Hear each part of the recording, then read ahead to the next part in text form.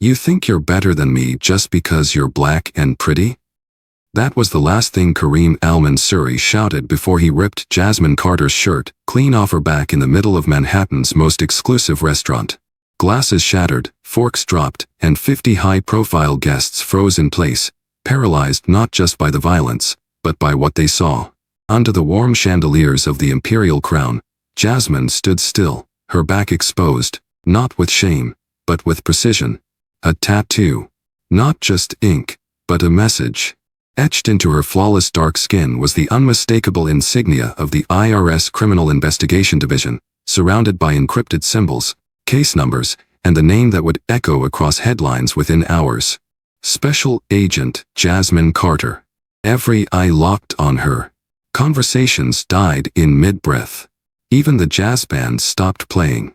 For 6 months, she had served champagne, cleaned up the billionaire's messes, and endured his racist tantrums without flinching. He thought she was just a pretty face. Another black waitress he could yell at, touch, dismiss. But what he never saw, and what the world was about to learn, was that Jasmine Carter had been building the most explosive black story the financial crime world had ever seen. One drink order, one insult, one step at a time. This wasn't a meltdown. It was the moment Jasmine had been waiting for. She turned slowly, blazer still in her hand, not yet worn. Her voice, calm, cold, calculated. "Mr. al-Mansouri," she said, "I believe we need to talk. From this moment forward, everything would change. Not just for Kareem, but for the billion-dollar network he ran. What he did tonight didn't just expose Jasmine. It unleashed her. And if stories like this move you, if you believe in truth, justice, and the power of a woman who refuses to be broken, hit that subscribe button and stay with us. Because this isn't just about revenge. This is about what happens when the underestimated become unstoppable. Now take a breath. Because this is only the beginning. Jasmine Carter was not born to be silent. She had always been the kind of woman who walked into a room and didn't have to say a word to command attention. But for the last 6 months, she had chosen silence. Not weakness. Not fear. Strategy. To every customer at the Imperial Crown, she was just the beautiful black waitress with striking hazel eyes, glowing brown skin, and curves that turned heads faster than a champagne cork. They didn't know her. They didn't care to. But 10 years ago, Jasmine Carter graduated top of her class from Howard University. Not with a hospitality degree, but with a double major in forensic accounting and criminology. She didn't go into fine dining. She went into federal law enforcement. IRS Criminal Investigation Division. A world most people have never heard of, until their entire financial life falls apart. Jasmine specialized in dismantling shell companies, tracking offshore laundering routes, and exposing billion-dollar fraud. And then she met Kareem al-Mansouri. 3 years ago, Jasmine was part of a joint task force assigned to investigate his company, al-Mansouri Holdings. The case was massive, stretching across 4 continents, dozens of shell companies, and high-level political connections. But the case went cold. Witnesses disappeared. A key whistleblower turned up dead in an apartment fire that didn't burn anything but the laptop he carried. The DOJ pulled the plug. And Jasmine? She didn't sleep for weeks. She knew they were close. She knew Kareem had bribed someone to kill the investigation. So she made a decision. She resigned quietly from the IRS, took 6 months off the grid, and re-emerged in a black waitress uniform at the one place Kareem frequented every Friday night. The Imperial Crown. While others saw a young woman struggling to make ends meet, Jasmine was recording conversations, taking covert photos of documents left unattended on tables, memorizing client names, and studying Kareem's every move. She wasn't just gathering evidence. She was waiting. Waiting for him to underestimate her one last time. And when that moment came, in the form of a torn blouse and a room full of witnesses, Jasmine Carter knew the past she had buried was about to explode into the most important case of her career. A case she would finally finish. On her own terms. For 6 months, Jasmine Carter became a ghost in plain sight. Every evening, she put on the same black uniform, pulled her hair back into a neat bun, and stepped into the imperial crown like she belonged to the furniture. To the world, she was just another face in the service industry. A pretty one, sure, but easily dismissed, especially by men like Kareem. She served drinks with a smile. She cleared tables without complaint. She laughed politely at crude jokes. And every insult thrown her way, every racial slur whispered just loud enough for her to hear, was met with silence. Not because she accepted it, but because she was recording it. With a hidden microphone sewn into her bra strap, Jasmine documented everything. Every backroom conversation. Every shady deal. Every offhand comment about moving money through shell accounts or bribing customs officials. She didn't just work in the restaurant. She was watching it like a crime scene. She learned Kareem's schedule down to the minute. Mondays were meetings with lawyers. Wednesdays were business partners. Fridays were ego. He needed to be seen, needed to dominate the room. And she let him. Because being invisible gave her power. But it wasn't easy. There were nights Jasmine cried in the staff locker room, wiping tears with paper towels before stepping back out to smile for guests who treated her like she was less than human. There were nights she came home and played back audio files of Kareem laughing about cheating governments out of millions, and had to stop herself from smashing the laptop. But she endured it. Not just for justice. Not for some abstract idea of the law. She endured it because every insult made her sharper. Every humiliation reminded her that she wasn't just building a case, she was building a reckoning. And in that reckoning, every word Kareem had thrown at her would come back tenfold. Jasmine wasn't just undercover. She was waiting for him to write his own sentence. With every careless word, every arrogant order, every time he looked at her like property instead of a person. Because sometimes the most powerful weapon is a woman who's tired of pretending she can't hear you. And Jasmine Carter had heard everything. Kareem al-Mansuri didn't just walk into a room, he claimed it. He had the kind of presence money couldn't buy but billions could protect. 6'2", sharp jawline, tailored suits that cost more than a teacher's yearly salary. A smile that charmed board members and silenced questions. And an ego that could crush anyone who stood in his way. To the world, he was a visionary. A self-made billionaire from the UAE. The founder and CEO of Al-Mansuri Holdings, a global investment empire with interests in tech, oil, and finance. To his followers, he was a genius. To Jasmine Carter, he was a predator in a three-piece suit. Kareem made his fortune not just by being smart, but by being ruthless. He built fake charities to funnel money. He created shell companies in the Cayman Islands and Switzerland to hide taxable income. He bribed officials in 4 countries to look the other way. His financial web was so deep, so international, that by the time investigators saw the fraud, he was already on a yacht in another country. He knew how to bend laws. More importantly, he knew how to buy silence. But what he didn't know, what he never even considered, was that the waitress bringing his wine was more dangerous than any audit. Kareem didn't see Jasmine as a threat. He didn't see her at all. And that was his first mistake.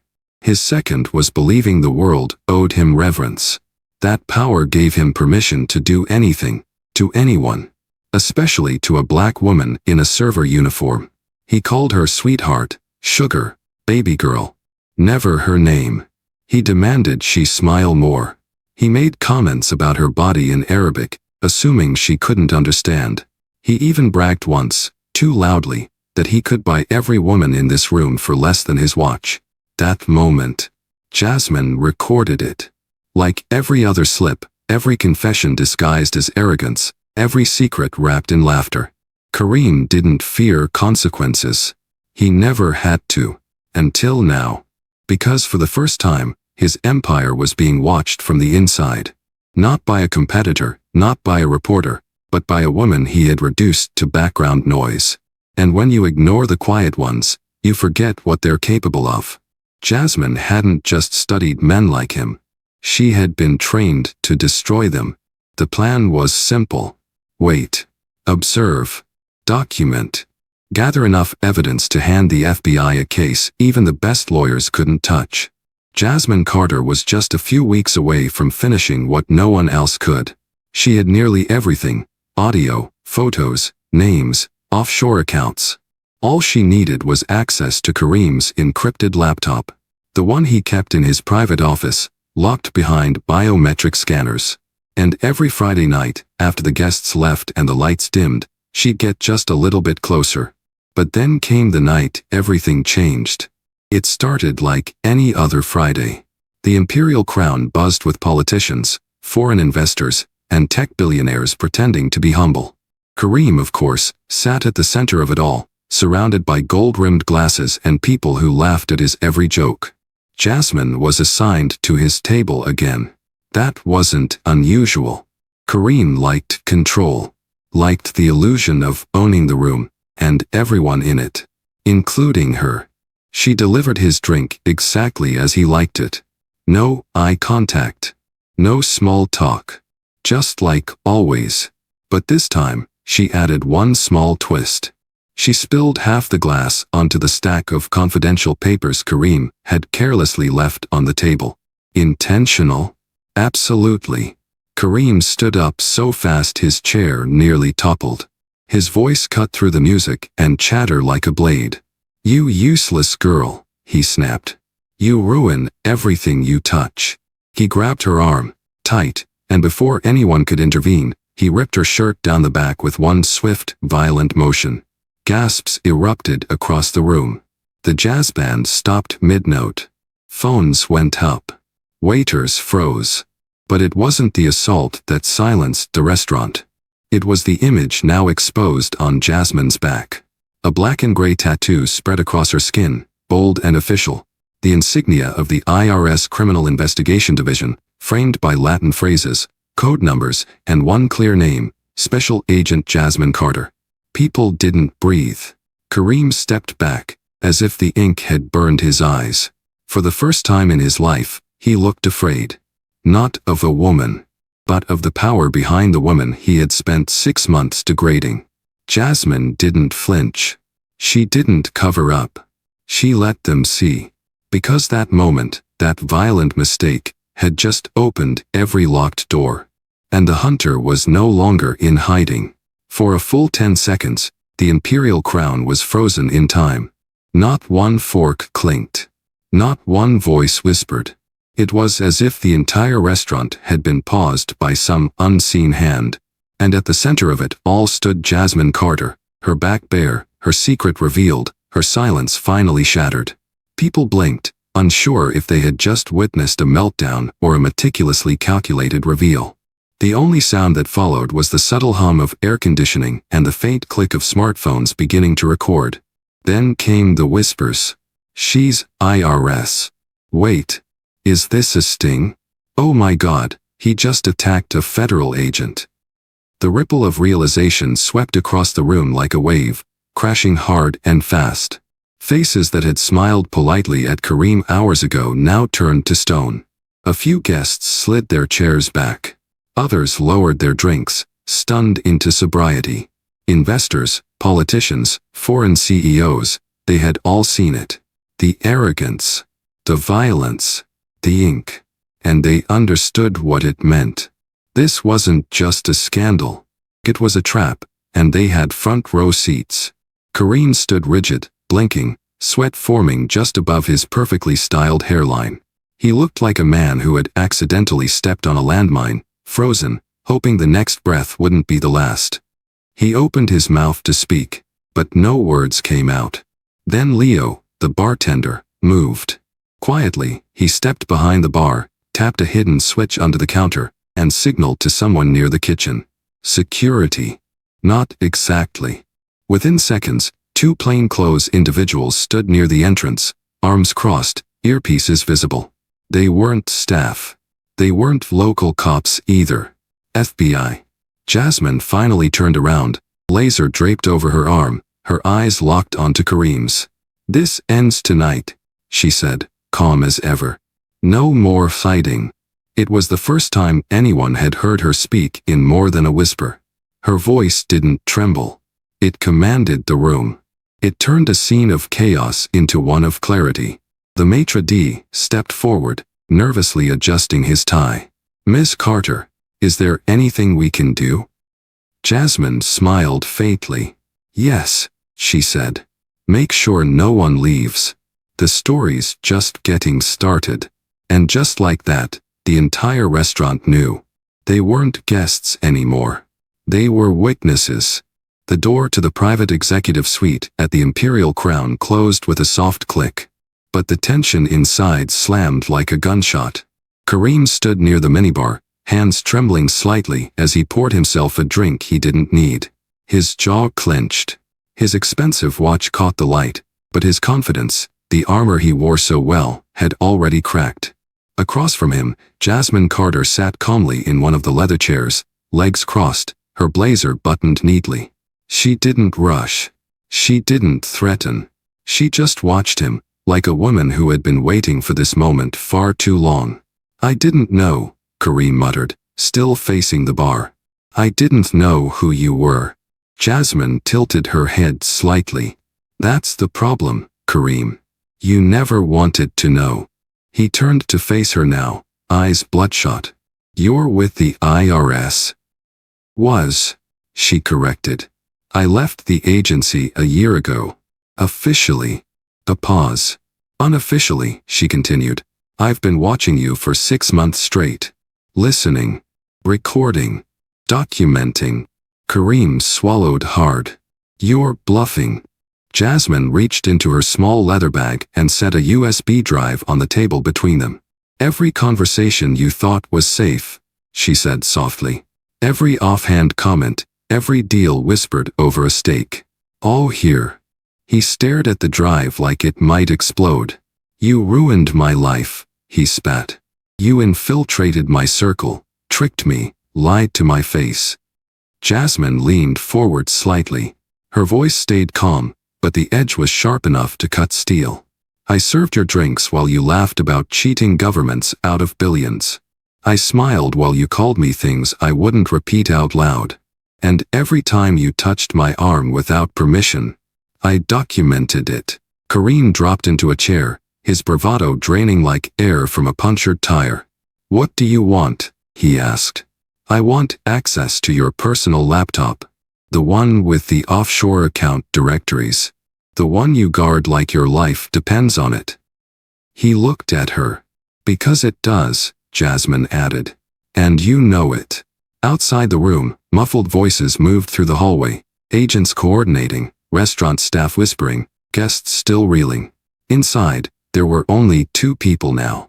The man who had always believed he was untouchable, and the woman who had just proved him wrong. Kareem al-Mansouri stared at the USB drive like it held a countdown to his own execution. In many ways, it did. His fingers twitched, gripping the edge of the chair, the weight of years of power starting to suffocate him. The empire he had built on deception, intimidation, and absolute control was now teetering on the edge of collapse. Across from him, Jasmine Carter didn't blink. She let the silence hang. She had learned, long ago, that silence unnerved men like Kareem more than shouting ever could. He broke first. "If I give you the laptop," he said, voice lower now, almost pleading, "what happens to me?" Jasmine folded her hands on the table. Her tone didn't soften. "You cooperate fully. You turn over the laptop, the passwords, the offshore account logs, and the master list of shell companies. You give me everything." "And in return?" Kareem asked, though he already knew the answer wasn't going to be good. "You get a deal," Jasmine replied. "Not a free pass, but a deal." She leaned forward. "Plead guilty. Testify against your partners. Expose the routes, the banks, the fixers. Do that, and we push for a federal sentence. Minimum security. 5 years. Kareem scoffed. 5 years? For turning myself in. Jasmine didn't move. 5 years is generous, Kareem. Without this deal, you're looking at 20 to life. No negotiation. No protection. And once word gets out that you were taken down by a black waitress you publicly assaulted in front of 50 witnesses, What do you think Viktor Savchenko will do to you? Karim's face went pale. Viktor Savchenko, the Russian financier behind half the deals Karim facilitated. A man known not just for brutality, but for making examples out of those who disappointed him. You told me you weren't FBI, Karim whispered. I'm not, Jasmine said plainly. Not anymore. She slid a card across the table. A contact in federal witness protection. Make your decision. Give me access to the files. Help me dismantle what you built. Or wait for the knock on your door, because after tonight, they're all coming. The Bureau, Homeland, Treasury. And they're not coming to talk. Karim looked at the card, then back at the USB. Everything he'd built was collapsing, piece by piece. And Jasmine Carter? She wasn't offering him mercy. She was offering him survival. At a price. Karim handed over the laptop like it was made of fire. His fingers hesitated at the last second, trembling just enough to betray how far his power had fallen in the span of an hour. Jasmine accepted it without a word, placing it carefully into the padded case she had brought for this very moment. It fit perfectly. So did everything else.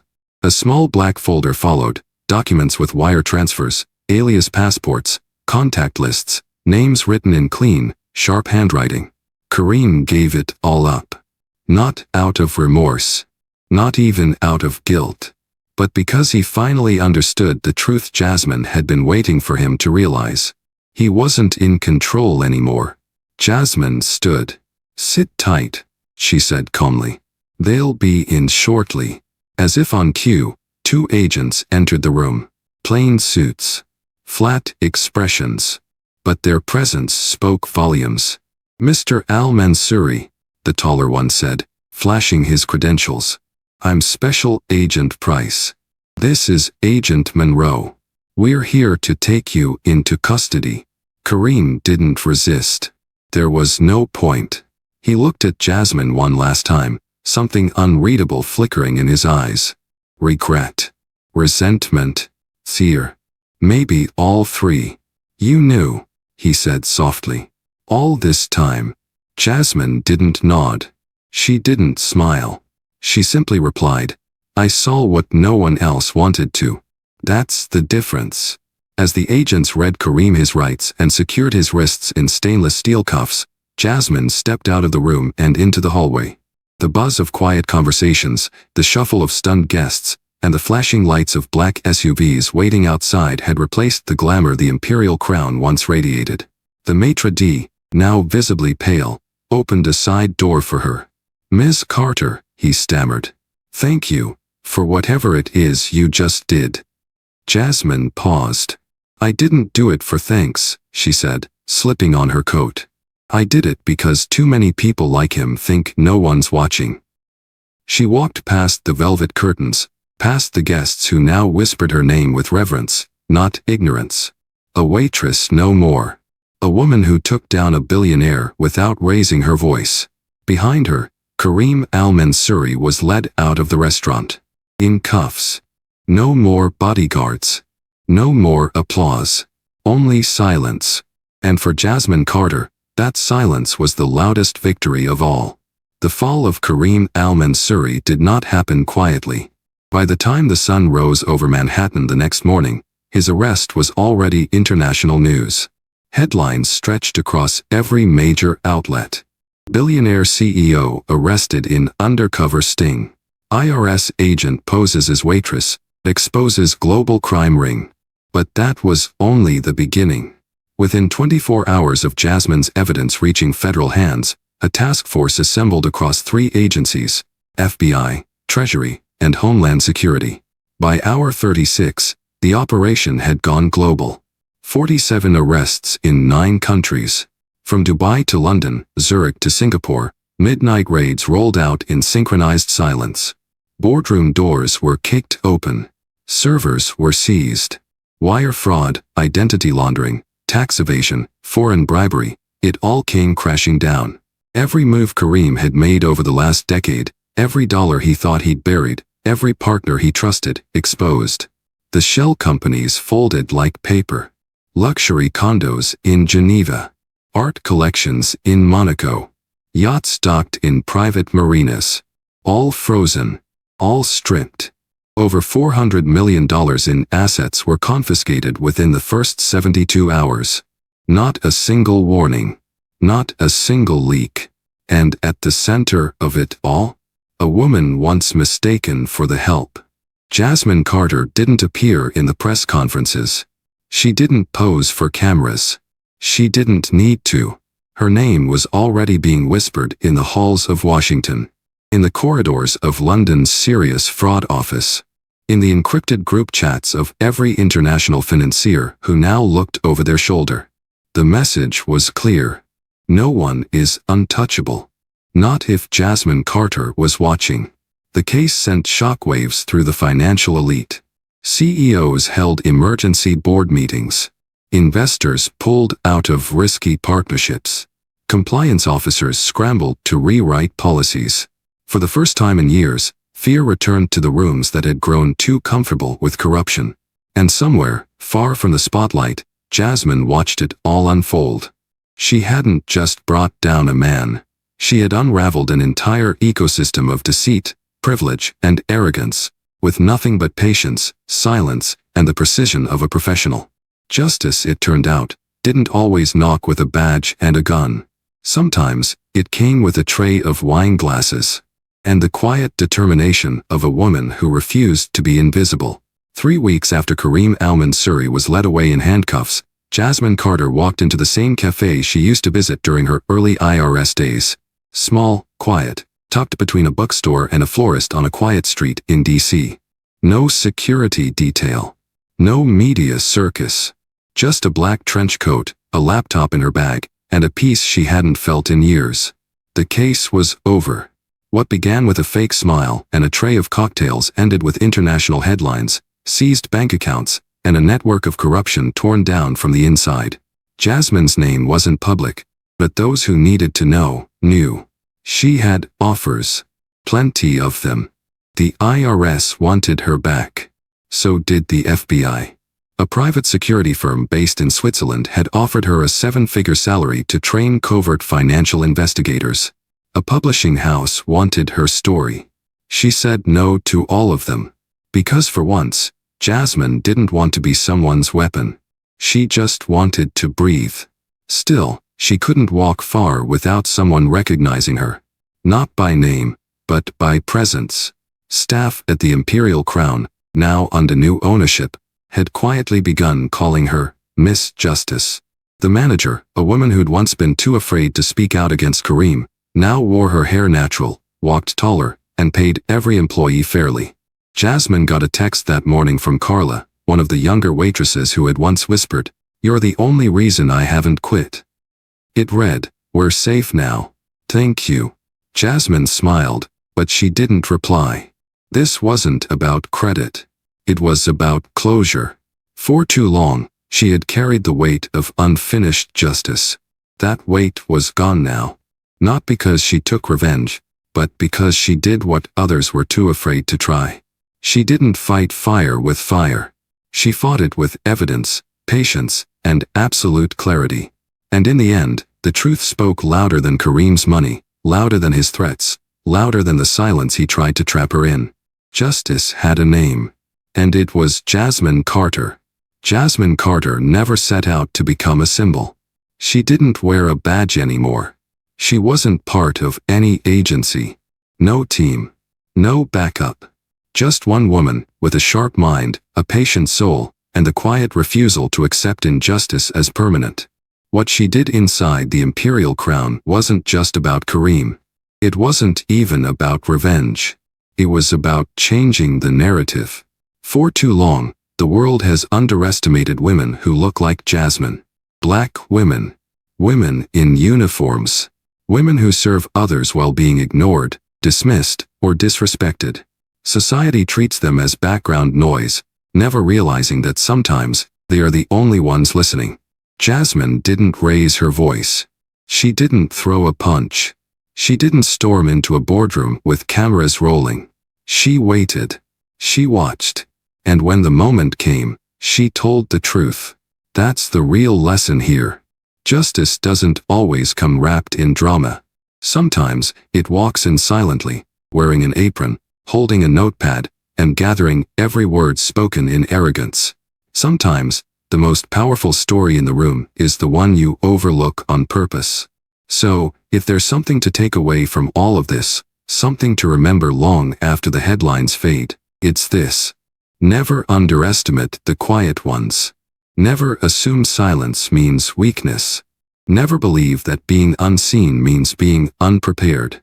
And never forget that the people you treat as invisible may be the ones holding the most dangerous truths. And now, to you, yes, you watching or listening to this. Have you ever been underestimated? Ever been silenced, dismissed, or told you weren't enough? Maybe this story hit close to home. Maybe you've been the Jasmine in someone else's room. If so, I want to hear from you. Drop your thoughts in the comments. Tell your truth. Because your story, like Jasmine's, might just be the one that changes everything. And if you believe in justice, not the flashy kind, but the real kind, subscribe, share this story, and stay tuned. Because Black stories deserve to be told, and heard, and remembered. And we're just getting started.